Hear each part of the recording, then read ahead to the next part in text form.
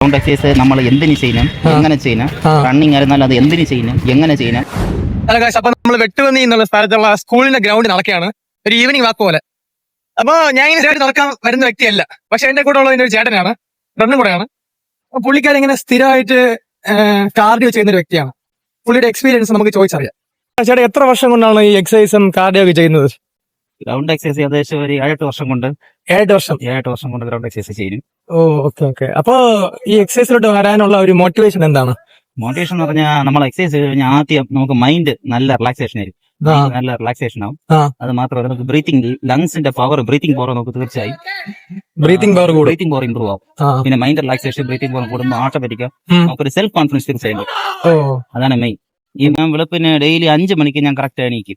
5 മണിക്ക്? അതെ, 5 മണിക്ക് എണീറ്റ് ഗ്രൗണ്ട് എക്സസൈസിന് വേണ്ടി. ഞാൻ 5 മണിയൊന്നും കാണാറില്ല. ഗ്രൗണ്ടിൽ 5 മണിക്ക് എണീറ്റ് ഗ്രൗണ്ട് എക്സസൈസിന് വേണ്ടി ഇതേപോലെ വന്ന് എക്സസൈസ് ഒക്കെ ചെയ്യും.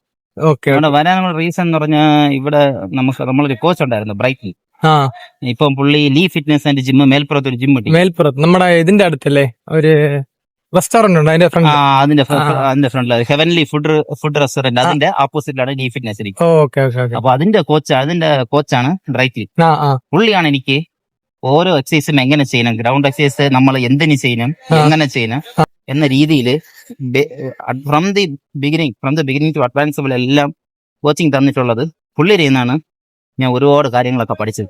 അപ്പോ ബോഡി വെയിറ്റ് ഇത് തന്നെ ആയിരുന്നു നേരത്തെ? ഇല്ല, ആദ്യം എനിക്ക് നല്ല ബോഡി വെയിറ്റ് ഉണ്ടായിരുന്നു. ഗ്രൗണ്ടിൽ വന്ന സമയത്തൊക്കെ എനിക്ക് എക്സസൈസ് ഒക്കെ എങ്ങനെ ചെയ്യണം അങ്ങനെ പിടിയില്ലായിരുന്നു. പക്ഷെ ആ ബോഡി വെയിറ്റിലും എനിക്ക് ഗ്രൗണ്ട് എക്സസൈസ് എങ്ങനെ ചെയ്യണമെന്നും കോൺഫിഡൻസ് ഇപ്പൊ എനിക്കുണ്ട്. ഈ കോൺഫിഡൻസ് ആര് വെച്ച് തന്നെന്ന് പറഞ്ഞാൽ എനിക്ക് ബ്രൈറ്റി മാസാണ് വെച്ചത്. ബ്രൈറ്റിലാണ് എനിക്ക് ട്രെയിനിങ് തന്നത്. എന്റെ ഈ ശരീരത്തിനെ എങ്ങനെ ഫ്ലെക്സിബിലിറ്റിയിൽ കൊണ്ടുപോകണം എന്നൊരു ട്രെയിനിങ് തന്നത് ബ്രൈറ്റി മാസാണ്. അത് പുള്ളിയുടെ കഴിവ്. എനിക്ക് ഇതിലേക്ക് ഇറങ്ങി വരാനും ഇതിലേക്ക് ഒരു കോൺഫിഡൻസ് ഒന്നും എല്ലാം പുള്ളിയുടെ ഒരു ട്രെയിനിങ് ആണ് ഈ ലെവലിൽ കൊണ്ടെത്തിച്ചത്. ഓക്കെ. ഇപ്പോഴത്തെ ജനറേഷനും വരും തലമുറയ്ക്കൊക്കെ ഇതിനെ കുറിച്ച് എന്താണ് പറയാനുള്ളത്? വേറെ ഒന്നുമില്ല. ഏത് തലമുറയായാലും നിങ്ങളിപ്പം ഹെൽത്തിന് വേണ്ടി ശകലം സമയം ഇൻവെസ്റ്റ് ചെയ്ത് കഴിഞ്ഞാൽ തീർച്ചയായും അത് നിങ്ങൾക്ക് ഒരുപാട് ബെനിഫിറ്റ് തീർച്ചയായും തരും.